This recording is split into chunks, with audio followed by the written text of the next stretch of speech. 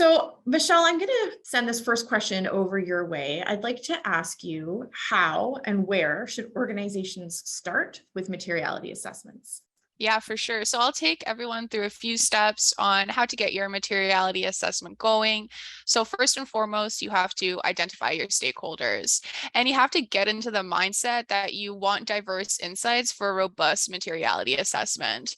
So remember to consider those, like Zoe mentioned, both inside and outside of your company walls. Sorry.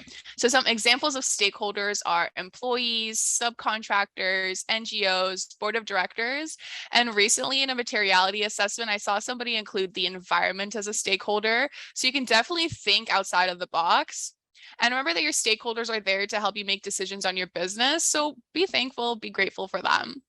So next, now that you've identified your stakeholders, create a sustainability stakeholder engagement methodology. So conduct some initial stakeholder outreach. Make sure to engage your stakeholders prior to creating your survey. It's very important to get in touch early on, provide overview of timelines, the deliverables, the scope of the survey, and highlight the value that the stakeholders are bringing to your organization. Keep it brief, but get them excited that you're going to be hearing them out and putting their input to use. So now that you've identified your stakeholders, created an engagement methodology, you're going to focus on identifying your material topics. And there's already a lot of guidance and resources out there for you. So you can align yourself with the GRI framework, which definitely pushes for a strong link between materiality and strategy. Or my favorite is the SASB frameworks because they already provide material topics by industries.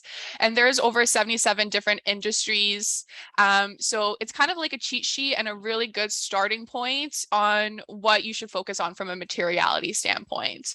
And for the most part, your topics should fall under 3 different categories. So economic and governance, social, and environmental.